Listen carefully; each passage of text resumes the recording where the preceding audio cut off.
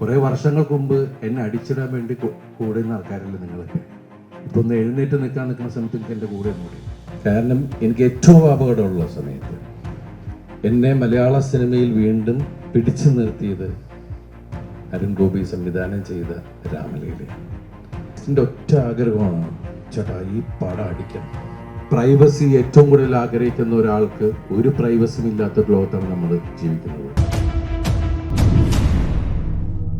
വലിയ സന്തോഷമുണ്ട്. കാരണം എൻ്റെ സിനിമകൾ കണ്ട് എന്നെ ഒരുപാട് ഇഷ്ടപ്പെട്ട രണ്ട് സുഹൃത്തുക്കൾ, ഇപ്പം അവരെനിക്ക് സുഹൃത്തുക്കളാണ്, അന്ന് എനിക്ക് അവരെ അറിയില്ലായിരുന്നു. അവരെൻ്റെ അടുത്ത് വന്ന് കഥ പറയുമ്പോൾ ഇതിൻ്റെ സംവിധായകൻ ബിൻഡോ സ്റ്റീഫനോട് നിങ്ങളോട് സംസാരിച്ചു.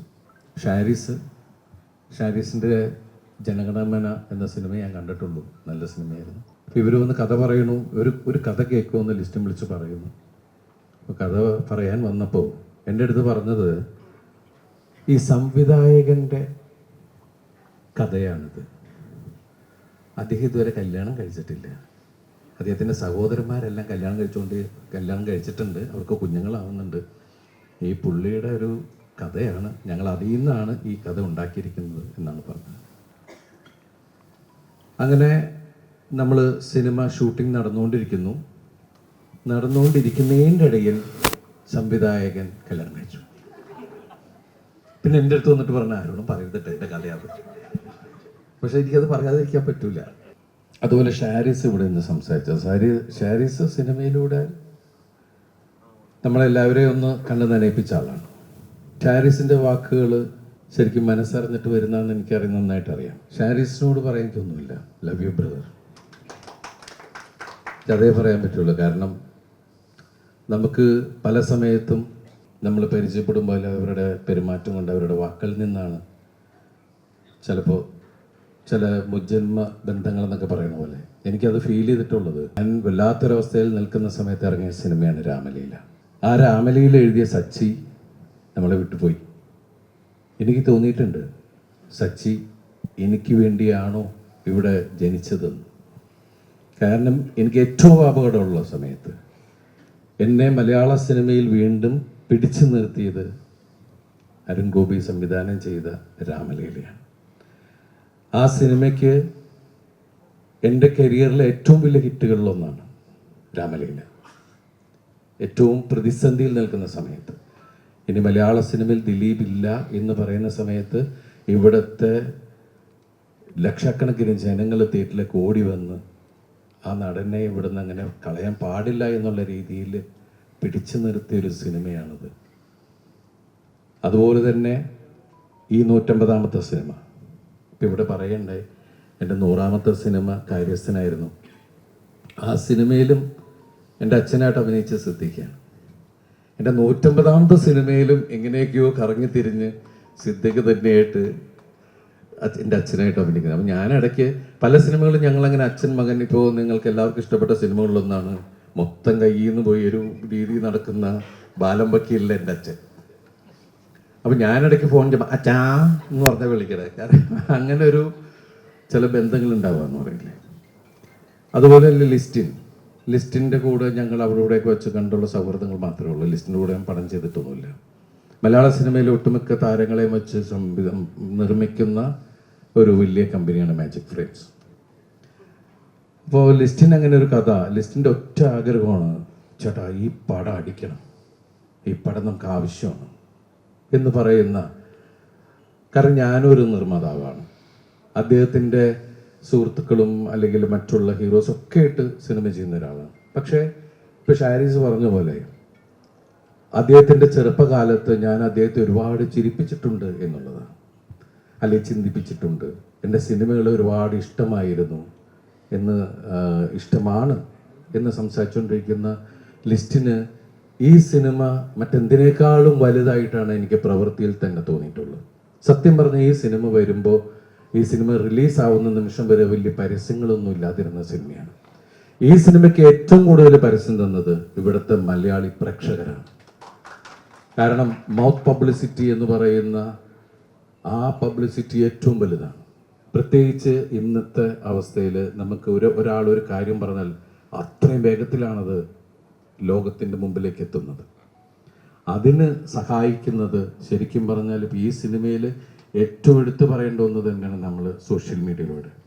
കാരണം ഈ സിനിമയുടെ ഒരു വലിയ പ്രസ് മീറ്റും കാര്യങ്ങളുമൊക്കെ വെക്കുന്ന സമയത്ത് ഒരു കൊച്ചു വേടിയിൽ നിന്നാണെങ്കിൽ നമുക്ക് വേണമെങ്കിൽ ഈ സിനിമയുടെ മൊത്തം കഥ പുറത്തേക്ക് പോകാം. അപ്പോൾ അതുകൊണ്ട് തന്നെയായിരിക്കും ഇതിൻ്റെ എല്ലാവരും ചർച്ചയെ തീരുമാനിച്ചു നമുക്ക് ഈ സിനിമ കഴിഞ്ഞിട്ട് നമുക്ക് മീഡിയയുമായി നമുക്ക് തുറന്ന് സംസാരിക്കാം. കാരണം എന്ന് വെച്ചിട്ടുണ്ടെങ്കിൽ ഇപ്പോൾ ഈ സിനിമ എനിക്ക് തോന്നുന്നു നിങ്ങൾ ഒട്ടുമിക്ക ആൾക്കാരും കണ്ടിട്ടുണ്ടാവും. അപ്പോൾ എന്തുകൊണ്ടാണ് ഇന്നത്തെ നമ്മുടെ ലൈഫിൽ സോഷ്യൽ മീഡിയയുടെ പ്രസക്തി എന്താണെന്ന് നമുക്ക് എല്ലാവർക്കും അറിയാം. ഇപ്പോൾ ഇവിടെ നിൽക്കുന്നത് നമുക്ക് പ്രൈവസി ഏറ്റവും കൂടുതൽ ആഗ്രഹിക്കുന്ന ഒരാൾക്ക് ഒരു പ്രൈവസിയും ഇല്ലാത്തൊരു ലോകത്താണ് നമ്മൾ ജീവിക്കുന്നത്. കാരണം നമുക്ക് പറയാനുള്ളത് ഇപ്പം നിങ്ങളെല്ലാവരെയും ഇവിടെ ക്ഷണിച്ചത് നന്ദി പറയാൻ നിങ്ങളോടും നിങ്ങളിത് എത്തിക്കുന്ന ആൾക്കാരോടും അത് കാണുന്നവരോടും കണ്ടുകൊണ്ട് നിൽക്കുന്നവരോടും നന്ദി പറയാനാണ് ഇങ്ങനെ ഒരു വേദി ശരിക്കും പറഞ്ഞാൽ ഞങ്ങളെല്ലാവരും കൂടി ഒരുക്കിയിരിക്കുന്നത്. നേരിട്ട് സംസാരിക്കാൻ, ലോകത്തിനോട് സംസാരിക്കാൻ, നിങ്ങളോട് സംസാരിക്കാൻ. അതുപോലെ തന്നെ ഈ സിനിമയുടെ ക്യാമറമാനാണ് രണദേവ. അദ്ദേഹം ഇവിടെ ഇതുവരെ വന്നിട്ടില്ല. അദ്ദേഹത്തിൻ്റെ ഗംഭീര വർക്കുകളൊന്നാണ്. അതുപോലെ എൻ്റെ സംഗീത സംവിധായകൻ സനൽ, അദ്ദേഹത്തിൻ്റെ ആദ്യത്തെ സിനിമയാണ്. ഇതിൽ എൻ്റെ കൂടെ അഭിനയിച്ച നായിക, ഞാൻ ഈ കഥ കേട്ടപ്പോൾ ഇവരോട് ആദ്യം പറഞ്ഞത് ആ കഥാപാത്രമാണ് ഈ പടത്തിൻ്റെ ഹീറോ. ആ കഥാപാത്രം നന്നായില്ലെങ്കിൽ ഈ സിനിമ നമുക്ക് ഒരിക്കലും വിജയിക്കില്ല. പക്ഷെ അവർ പല കുട്ടികളെ ഇങ്ങനെ നോക്കി അവസാനം അവരെത്തിയത് റാണിയ റാണ എന്ന ഒരു വലിയ കലാകാരിയിലാണ്. റാണിയെക്കുറിച്ച് പറയുകയാണെങ്കിൽ എനിക്കറിയാവുന്നത് കലാമണ്ഡലത്തിലെ പ്രോഡക്റ്റാണ് അവർ. അതുപോലെ ഒരുപാട് കുട്ടികൾക്ക് ക്ലാസ് എടുക്കുകയും അവർക്ക് വിദ്യ അഭ്യസിപ്പിക്കുകയൊക്കെ ചെയ്യുന്ന ഒരു വലിയ കലാകാരി. അവരുടെ മനസ്സിൽ മുഴുവൻ സിനിമകളായിരുന്നു. ഒരു ദിവസം അത് വർക്കൗട്ടാവുമെന്ന് അറിയില്ല. നമ്മൾ സിനിമയെ ഒരുപാട് സ്നേഹിക്കുമ്പോൾ സിനിമ നമ്മളെ തേടി നമ്മളിലേക്ക് വരും. അങ്ങനെ കൊണ്ടുതന്ന ഒരു വലിയ കലാകാരി. എൻ്റെ കൂടെ ഒരുപാട് നായകന്മാർ മലയാള സിനിമയിൽ ഒരുപാട് ലാംഗ്വേജിൽ അഭിനയിച്ചിട്ടുള്ള നായികമാർ എൻ്റെ കൂടെ അഭിനയിച്ചിട്ടുണ്ടെന്ന് വെച്ചാൽ ആദ്യകാല സിനിമകളിൽ എൻ്റെ കൂടെ വന്ന കുട്ടികൾ. അതുപോലെ നമുക്ക് മലയാള സിനിമയ്ക്ക് കിട്ടിയ ഒരു വലിയ കലാകാരിയാണ് റാണിയ റാണ. അതുപോലെ തന്നെ മീനാക്ഷി മാധവി, അവരുടെ രണ്ടാമത്തെ സിനിമയാണ്. എൻ്റെ രണ്ട് നായികമാരാണ്. ഒരു ഏരിയയിൽ ശരിക്കും പറഞ്ഞാൽ ഫസ്റ്റ് ഹാഫിൻ്റെ ഒരു ഏരിയ തന്നെ അന്ന എന്ന് പറയുന്ന കഥാപാത്രമാണ് മുന്നോട്ട് കൊണ്ടിട്ടുള്ളത്. ഞാൻ അതിനു മുമ്പ് മീനാക്ഷിയുടെ സിനിമ കണ്ടിട്ടുള്ളത് മധുരം മനോഹരം. ആ സിനിമയിലാണ് അത് റിയലിസ്റ്റിക് ആയിട്ട് അഭിനയിക്കുന്നു. സത്യം പറഞ്ഞാൽ ഇപ്പോൾ ഉള്ള ആൾക്കാർ അത്രയും ഗംഭീരമായിട്ട് അഭിനയിക്കുന്നത്. നിങ്ങൾ എൻ്റെ കൂടെ അഭിനയിച്ചപ്പോൾ ഞാനും അഭിനയം പഠിച്ചു. ആ ഒരു ഗിവ് ആൻഡ് ടേക്ക് ഭയങ്കരമായിട്ട് എല്ലാവരിലും ഒന്നും ഉണ്ടായിരുന്നു. അതുപോലെ തന്നെ ജെസ്സി മമ്മീനെ നിങ്ങളാരും മറക്കൂല, അറിയാലോ. അപ്പോൾ അങ്ങനെയുള്ള കഥാപാത്രങ്ങൾ. പിന്നെ എനിക്ക് എടുത്തു പറയേണ്ട ആൾ ഇപ്പോൾ പ്രിൻസ് ആൻഡ് ഫാമിലിയിലെ എൻ്റെ അനിയന്മാർ രണ്ടുപേരുണ്ട്. ഒന്ന് ധ്യാനം, ഒന്ന് ജോസൂട്ടി. ഞാൻ ആ സിനിമ കഴിഞ്ഞിട്ട് അദ്ദേഹത്തെ അവരാണ് വീട്ടിൽ വെച്ച് കണ്ടു. പിന്നെ ഞാൻ എപ്പോഴാണ് കാണുന്നത്. വളരെ തിരക്കുള്ള ആ കലാകാരനെ നമുക്ക് ഇന്നത്തെ മുത്താണ് നമ്മുടെ. ഞാൻ ഈ സിനിമയുടെ ഒരു ഇൻ്റർവ്യൂവിലും അവനെ കൊണ്ടുവന്ന് വെച്ചിട്ടില്ല. ഇന്ന് മുതൽ അല്ലെ 2 ദിവസം തരുമല്ലേ? ഇന്ന് മുതൽ നമുക്ക് ഇവനുണ്ട്. കാരണം പ്രിൻസ് ഓഫ് ഇൻ്റർവ്യൂസ് ആണ് അല്ലേ? ഇരിക്കട്ടെ. എല്ലാവർക്കും പ്രിൻസിൻ്റെ ധ്യാനിൻ്റെ ഇൻ്റർവ്യൂവിനെ ഒരുപാട് ഇഷ്ടമാണെന്നറിയാം.